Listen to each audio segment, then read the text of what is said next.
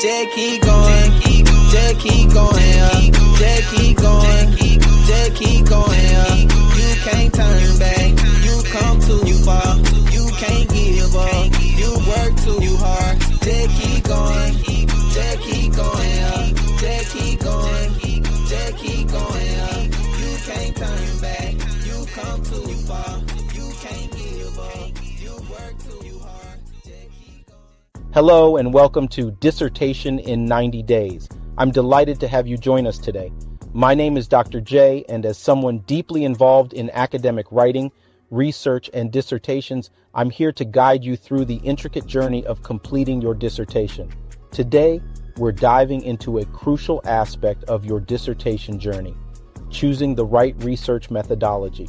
This decision is foundational and can significantly influence the success of your entire project. Let's start with a surprising statistic. According to a study, nearly 50% of PhD candidates face significant delays or even fail to complete their dissertations due to issues with their chosen methodology. That's a staggering number and underscores just how critical this decision is. Imagine you're building a house. Your research methodology is like the blueprint. Without a solid, well-thought-out blueprint, the structure won't stand firm, no matter how excellent the materials or how skilled the builders. Similarly, a well-chosen methodology provides the framework for your research, guiding your data collection, analysis, and interpretation. Choosing the right methodology isn't just about ticking a box for your dissertation requirements. It's about aligning your approach with your research questions, ensuring you can gather the data you need to make compelling, credible arguments. It's about setting yourself up for success from the very start. In this episode, we'll explore different methodologies, help you understand which might be the best fit for your study, and provide practical tips on how to make this critical choice confidently. By the end of our time together, you'll have a clearer vision of how to select a methodology that not only meets academic standards, but also supports your unique research goals. So grab a cup of coffee, settle in, and let's embark on this journey together. Your dissertation success starts with the right methodology, and we're here to ensure you make the best choice. Now, let's dive into understanding research methodologies. First things first, what exactly is a research methodology? Simply put, it's the plan or strategy you use to conduct your research. It's the approach you take to gather and analyze your data, ensuring that your findings are valid and reliable. Think of it as the roadmap for your research journey. Without a clear methodology, your study can easily lose direction and purpose. So, why is choosing the right methodology so crucial? Well, the methodology you choose can make or break your study. It affects everything, from how you collect your data to how you analyze and interpret your results. A well-chosen methodology helps you answer your research questions accurately and effectively. It gives your study credibility and allows others to trust your findings. Let's explore the main types of research methodologies: qualitative, quantitative, and mixed methods. Each has its unique characteristics and serves different purposes. Qualitative research is all about exploring ideas and understanding experiences. It's more subjective and focuses on the why and how of a phenomenon. This approach often involves interviews, focus groups, or observations. It's great for getting deep insights into people's thoughts, feelings, and behaviors. If your research question involves understanding complex social processes or human behavior, qualitative methods might be your best bet. On the other hand, quantitative research is about numbers and statistics. It's more objective and aims to quantify a problem by way of generating numerical data. This type of research often includes surveys, experiments, or analyzing existing statistical data. It's ideal for studies where you need to measure variables or test hypotheses. If your goal is to establish patterns or generalize findings across larger populations, quantitative methods are the way to go. Then there's mixed methods research, which, as the name suggests, combines both qualitative and quantitative approaches.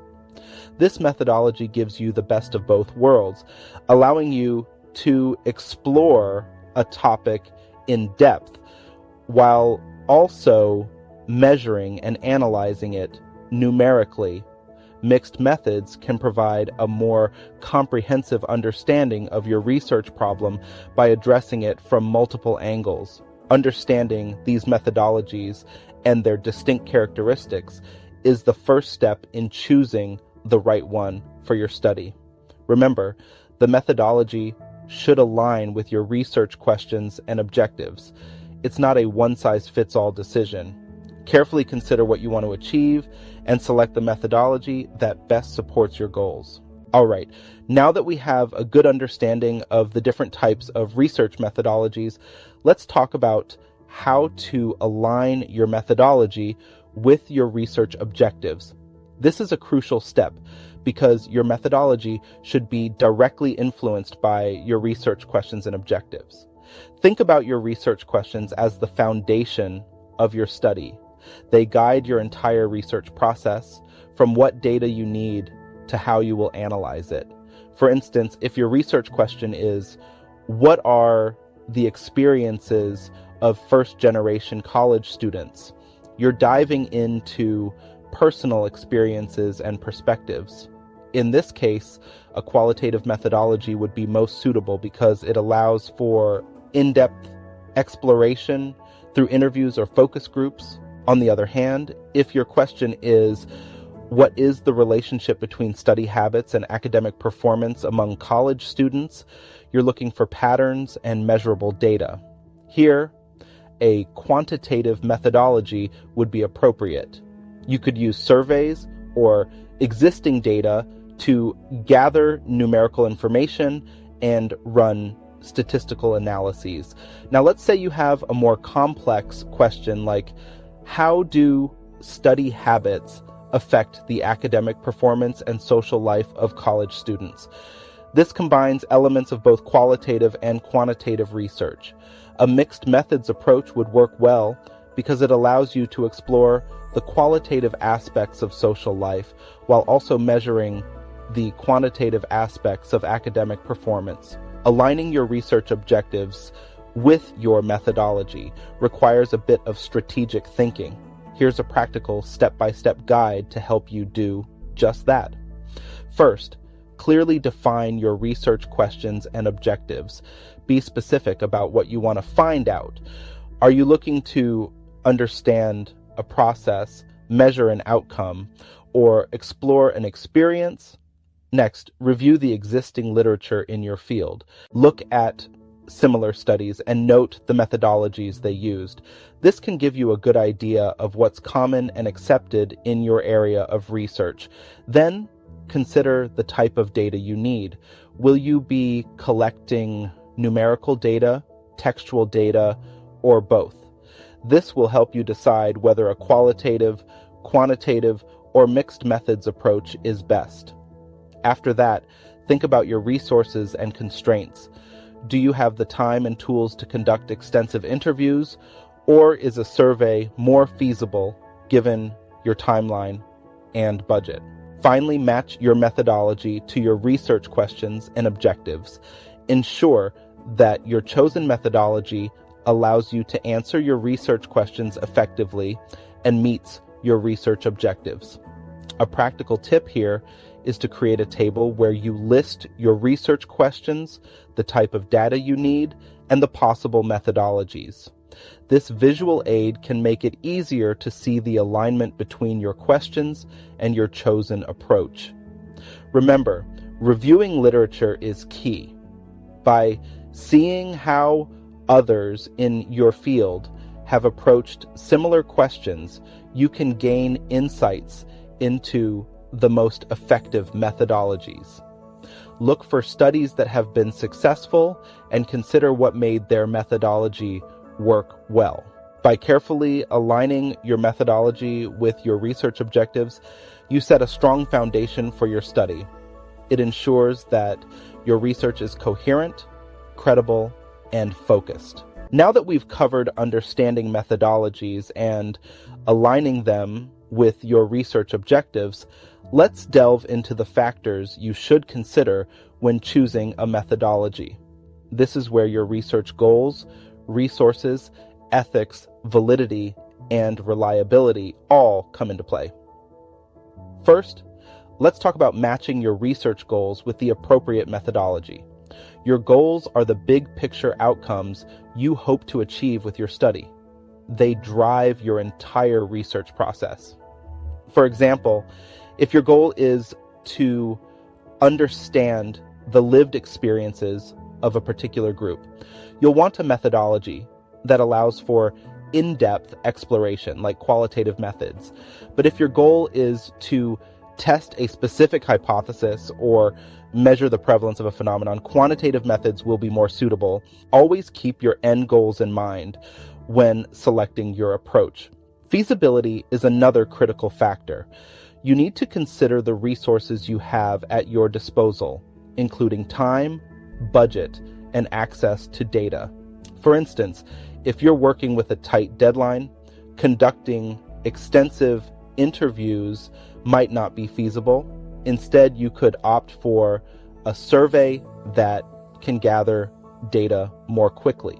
Similarly, if you don't have access to a large population for a quantitative study, a qualitative approach that requires fewer participants might be more practical. Now let's shift to ethical considerations. Ethics play a crucial role in research, and your methodology should reflect that. You need to ensure that your study is conducted in a way that respects the rights and dignity of your participants. This means obtaining informed consent, ensuring confidentiality, and minimizing any potential harm. For example, if your research involves vulnerable populations, you must take extra precautions to protect their well-being. Always think about the ethical implications of your methodological choices. Ethical dilemmas can arise, and it's important to navigate them carefully. Suppose you're conducting interviews on a sensitive topic. You need to be prepared to handle emotional responses and ensure participants feel safe and supported. Or if you're using secondary data, make sure it's collected and used in compliance with all relevant laws and guidelines. Being proactive about ethics not only protects your participants, but also enhances the credibility of your research. Moving on to validity and reliability, these concepts are essential for ensuring the quality of your research. Validity refers to whether your study measures what it intends to measure. Reliability, on the other hand, refers to the consistency of your measurements. Different methodologies address these aspects in various ways. For example, quantitative methods often emphasize reliability through standardized procedures and instruments. Qualitative methods focus on validity by ensuring that the data accurately reflects the participants' experiences and perspectives. Think about how you can ensure both validity and reliability in your study. If you're using surveys, pre-test your questions to make sure they're clear and measure what you need.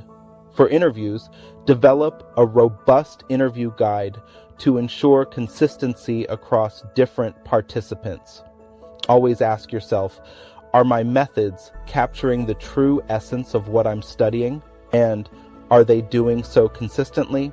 Considering these factors, your research goals, feasibility, ethical considerations, validity, and reliability will help you choose a methodology that not only suits your study, but also stands up to scrutiny. Now that we've discussed the various factors to consider when choosing your methodology, let's move on to the practical steps to finalize it.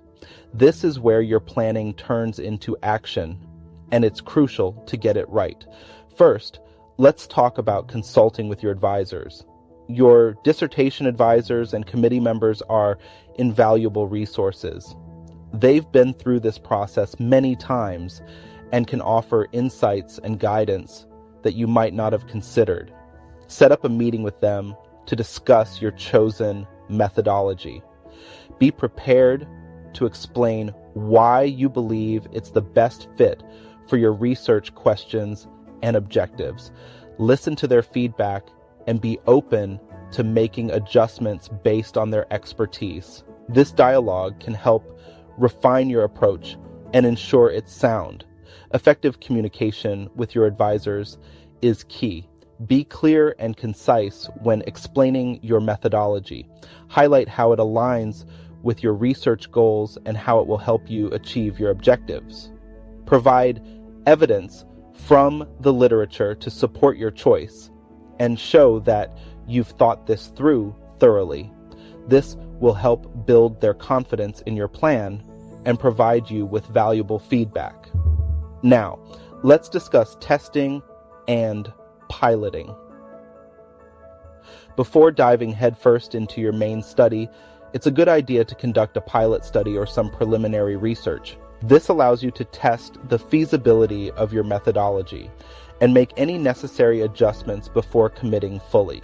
A pilot study is like a mini version of your research. It helps identify any potential issues and refine your methods. To carry out a pilot study, start by selecting a small representative sample of your target population. Conduct your research using the same methods you plan to use in your main study. Collect and analyze the data to see if everything works as expected. Pay attention to any challenges or unexpected results. Use this information to tweak your methodology and address any problems before they become major issues in your full study. Documenting your methodology is another crucial step. This isn't just for your benefit, it's also for anyone who reads your dissertation. Thorough documentation ensures that others can understand and replicate your study. In your methodology chapter, explain in detail the steps you took, the tools you used, and the rationale behind your choices. This transparency enhances the credibility and reliability of your research.